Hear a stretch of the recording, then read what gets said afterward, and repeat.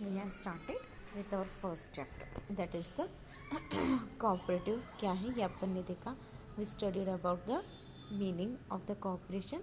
Cooperation मतलब we all should, like some people coming together for doing some social activity, that is nothing but a cooperation in short I can say. The meaning, the word cooperative is derived from the Latin word which means cooperare.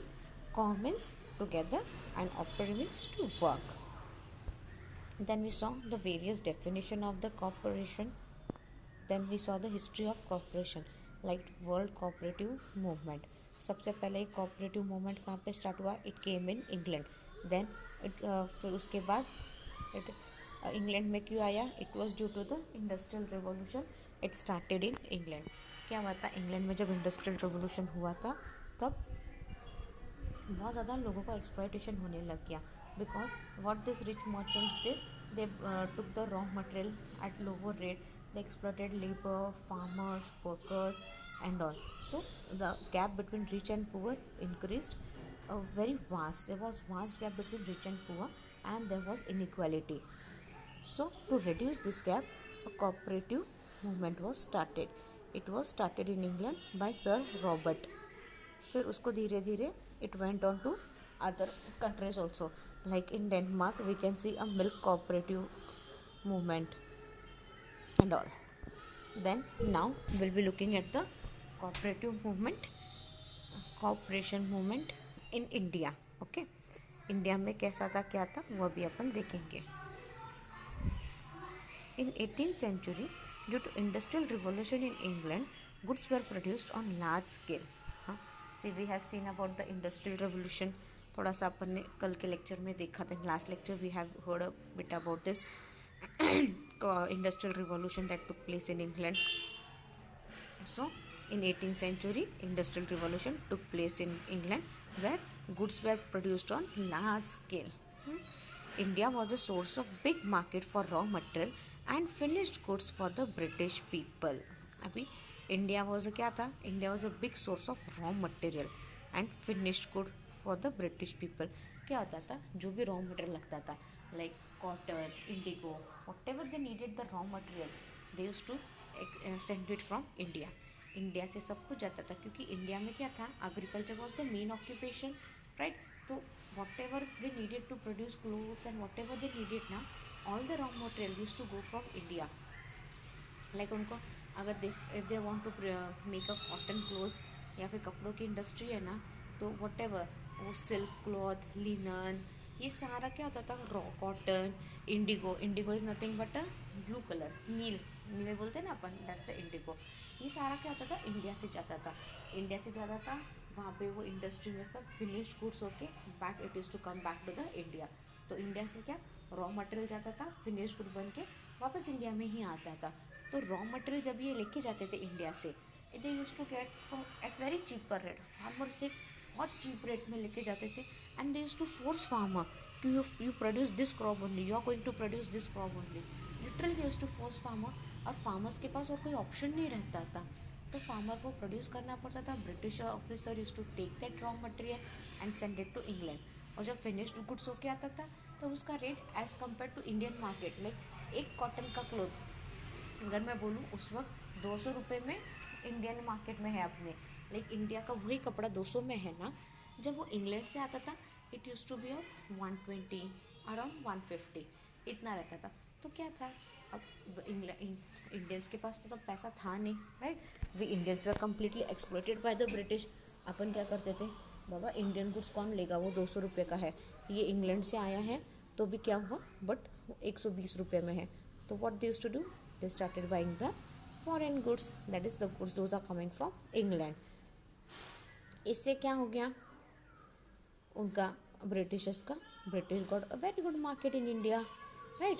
Raw material भी यहीं से भेजो और finish goods बन के यहीं market में ला के बेचो. सो क्या हो गया, अपना जो इंडियन के छोटे छोटे स्मॉल स्केल इंडस्ट्रीज, बाकी जो इंडस्ट्रीज थे, they all went in when.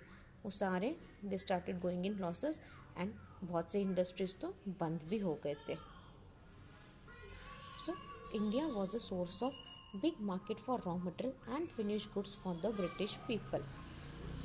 Due to industrial revolution and British policy, the small and cottage industries were shut down in India.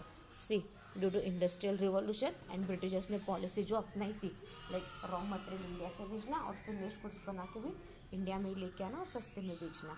और ऐसा नहीं कि इंग्लैंड को इसमें लॉस होता था, इंग्लैंड को इसमें जो इंडस्ट्रियलिस्ट थे ना, इंग्लैंड के जो लोग इन्वॉल्व थे ना इन सब में, they become richer and richer. क्यों? रॉ मटेरियल एकदम सस्ते में मिल रहा है, सिर्फ एक मशीनरी में इन्वेस्टमेंट करना है आपको। उसके बाद क्या है, जो भी फिनिश गुड्स बन के आता था वो एकदम रीजनेबल रेट्स में आता था। लाइक उस वक्त उनका कितना बड़ा था मालूम है? उस वक्त उनका क्वांटिटी कितना बड़ा था, लाइक जो 20% था it had increase to 100% production ज़्यादा हो गया था। लाइक 200% प्रोडक्शन ज़्यादा हो गया था उस वक्त इंडस्ट्रियल रिवॉल्यूशन की वजह से।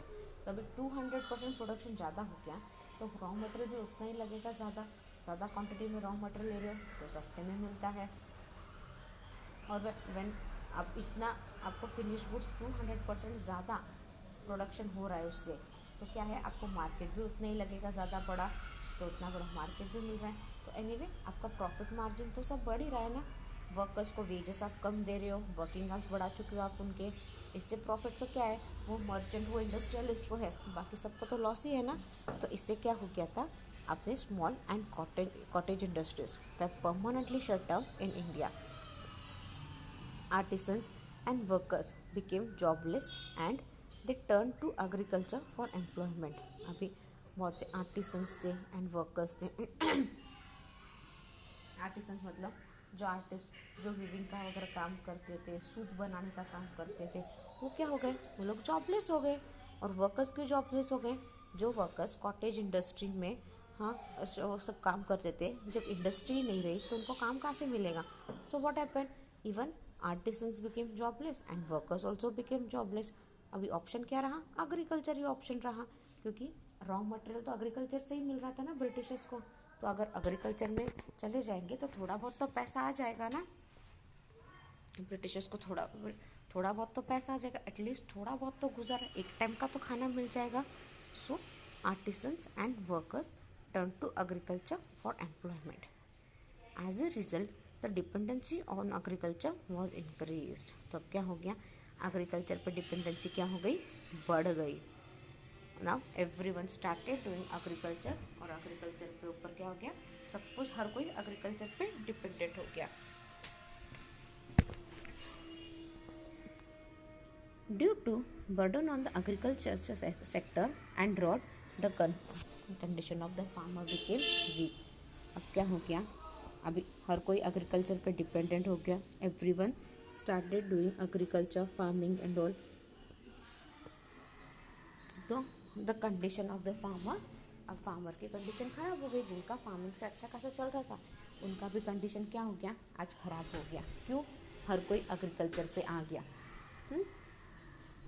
क्या होता है, सी अगर उस वक्त कैसे जॉइंट फैमिली थी, हाँ, घर में 10 लोग रहते थे, राइट, 10 लोग रहते थे, तो 10 के 10 लोग एग्रीकल्चर लैंड पे तो काम नहीं करते थे। कोई किसी कंपनी में फैक्ट्री में काम करता था, तो कोई किधर काम करता था। अभी वो उतनी लैंड पे 2 जन काम करते थे, तभी घर का खर्चा चलता था, तभी सब कुछ चल रहा था, और प्लस एक्स्ट्रा पैसे भी तो आ रहे थे वर्कर्स जो काम कर रहा था उनके फैक्ट्री में वगैरह। अब क्या हो गया इतनी सी लैंड है, इतनी सी लैंड पे जो 2 लोग काम करके भी सब कुछ अच्छे से हो रहा था, अब उस लैंड पे और 4 जन में डाल दो, क्या है, काम तो उतना का उतना ही है, बट अननेसेसरी क्या हो गया, लोग ज़्यादा हो गए। तो क्या हो गया, एग्रीकल्चर लैंड पे बर्डन आ गया सब कुछ, अब हर कोई एग्रीकल्चर पे डिपेंड हो रहा है, और उतने में ड्रॉट आ गया। There was a drought like situation. Drought मतलब पानी नहीं, पानी नहीं, तो अगर लाइक रेन नहीं हुआ, there was no rain, drought जैसा सिचुएशन, वो अपन ज़मीन को बोलते हैं ना, ऐसे लाइन लाइन लाइन लाइन पूरे आते हैं, that is nothing but a drought like situation arose there. अब फार्मर का कंडीशन क्या हो गया, बहुत ज़्यादा वीक हो गया। The depth burden on the farmer was increase and they were stuck into clutches money lender. अब फार्मर्स पे क्या हो गया, बढ़ गया सारा जिम्मेदारी, और फिर अब फार्मर्स के पास भी इतना नहीं रहा, क्योंकि एग्रीकल्चर सबको, हर कोई एग्रीकल्चर कर रहा है, और रॉ मटेरियल के बहुत ज़्यादा सोर्स हो गए ब्रिटिश को। तो अब क्या हो गया, अब लैंड टैक्स वगैरह पे करने के लिए क्या हो गया, उनको मनी लेंडर से पैसे लेने पड़े फार्मर्स को। and they were caught in the clutches of moneylender. To save the farmer from the clutches of moneylender, government took legal measures for providing credit facility. अब farmers को बचाने के लिए government took some legal measures for providing credit facility. Government started giving some credit facilities now. The first cooperative society, named as Amulya Cooperative Society, was established on 5th Feb 1889 by Vitthal Lakshman Kavtekar at Baroda in Mumbai province. अभी first cooperative society India में कहाँ पे हुई थी? It was in Baroda in Mumbai provinces.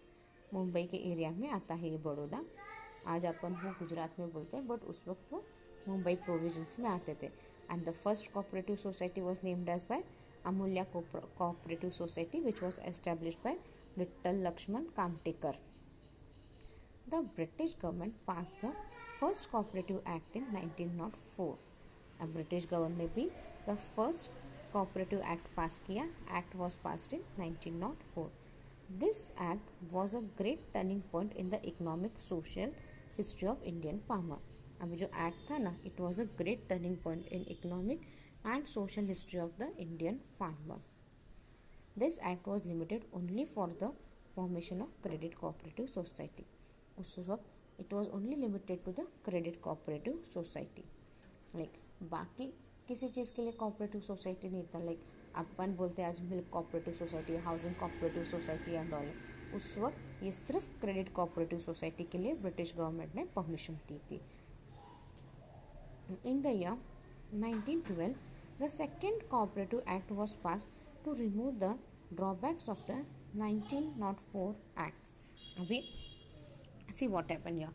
In 1912 the British government ने second cooperative act pass किया था, क्योंकि 1904 में जो कोऑपरेटिव एक्ट पास हुआ था उसमें कुछ लिमिटेशंस थे. तो so to overcome that limitation in 1912 it passed a second cooperative act. The act provides establishment of cooperative society in all sector. Now cooperative society can be formed in all sector. The British government appointed a committee to study the process and drawbacks of the cooperative movement under the chairmanship of Edward Melkogan in the year 1904. अभी what happened here? The British government जो है he appointed a committee. British government now appointed a committee to study the process, like a cooperative movement कैसे चलता है, क्या चलता है, इसके what would be its drawback, and then this committee was formed under the chairmanship of Edward Malgona in the year 1914. This committee gave valuable suggestion for further development of the cooperative movement.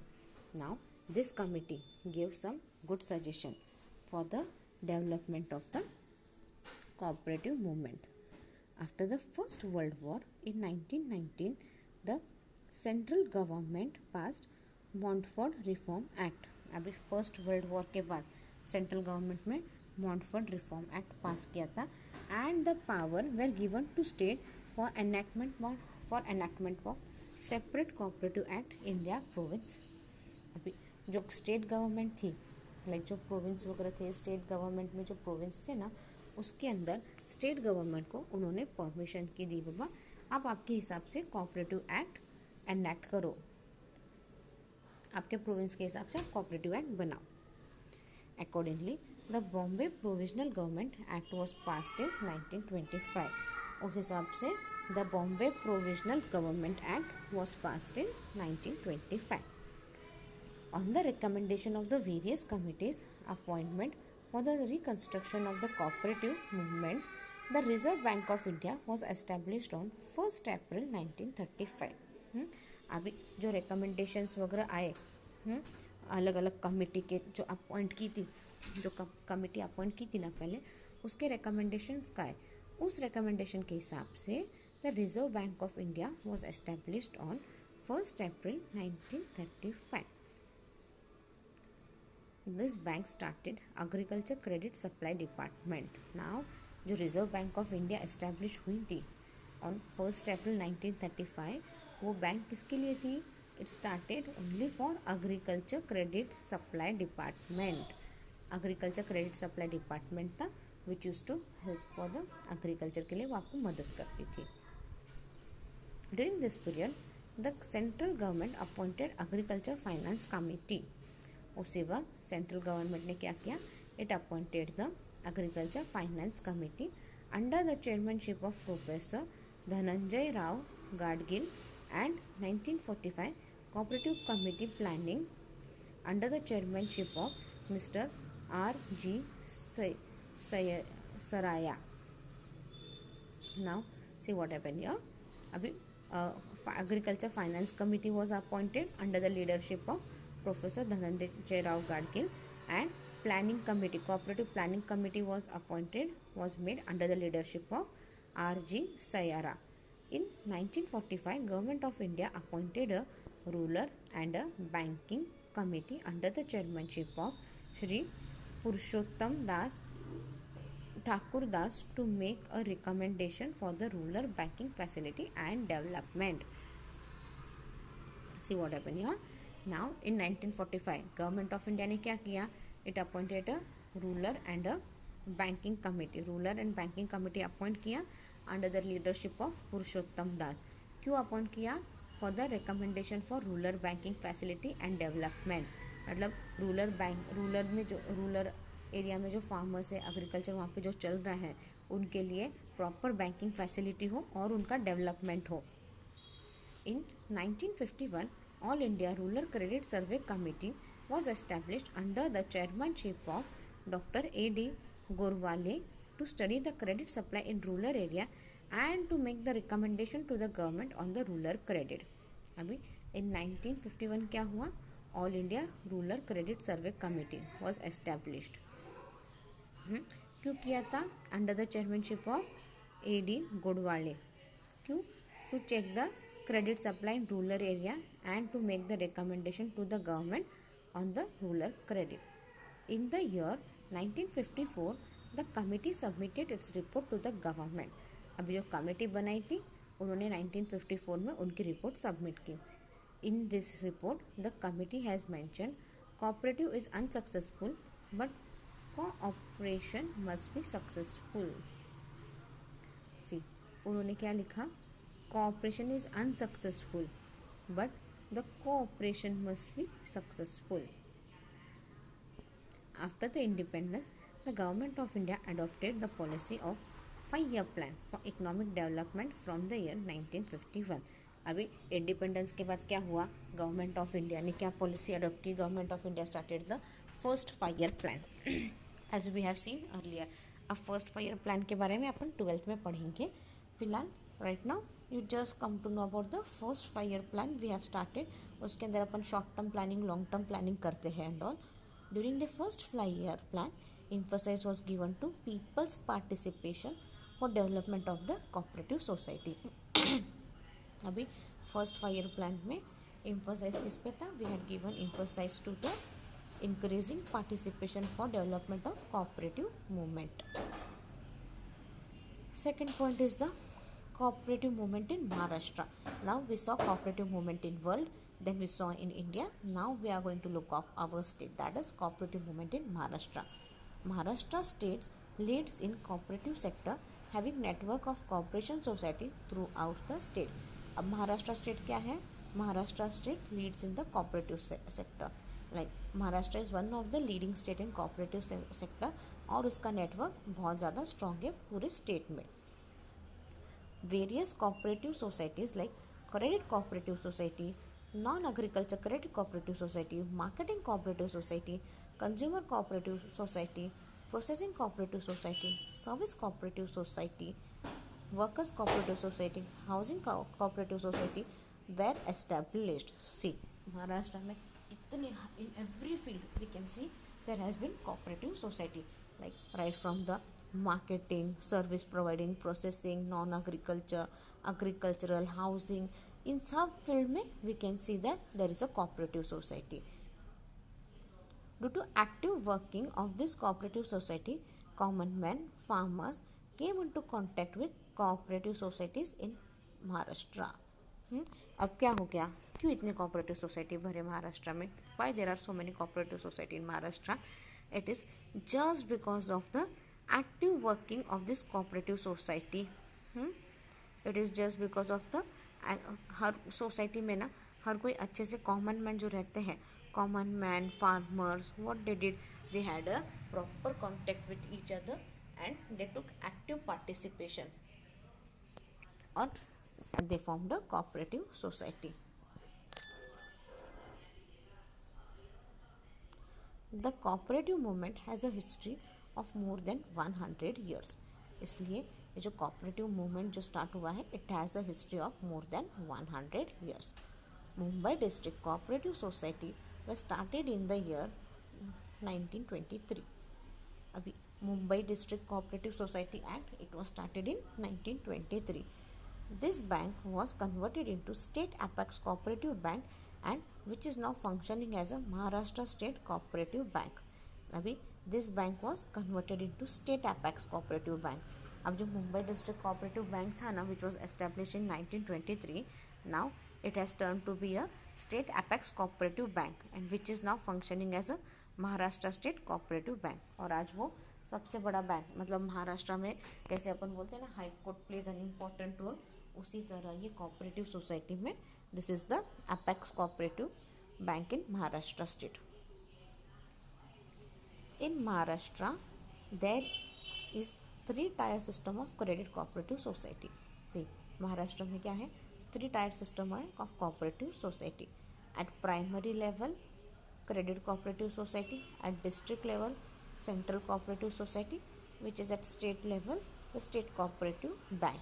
सी जैसे अपन बोलते हैं ना supreme court, high court and then district court, उसी तरह ये cooperative credit society it has been divided in at 3 level. At primary credit cooperative society, at district level district cooperative central cooperative society bank and state level पे state cooperative bank. और state का जो bank है it is the apex bank for our state. With the effect of professor Dhananjay Rao Gadgil and Padma Shri Dr. Vittal Rao Vithe Patel, the first cooperative sugar factory was established in 1991 at Parvanagar in Ahmedabad district. अभी ये जो इन लोगों के जो efforts है, like professor Dhananjay Rao के efforts, हाँ, and Vitthal Rao के एफर्ट्स, इनकी वजह से first cooperative sugar factory was established at Parvanagar, which is in Ahmednagar district. Through this, a new era of cooperative movement was started in Maharashtra. अब इससे क्या हो गया, a new era was started of cooperative movement. It took place in Maharashtra. On 1st May 1960, Maharashtra state was established. Maharashtra State Cooperative Society Act 1960 was passed and cooperative society are regulated under this act. अभी on 1st May 1960 क्या हो गया, Maharashtra state had established the Maharashtra State Cooperative Society 1960. It was passed and the cooperative society started on a regular basis under this act. In 1961 there were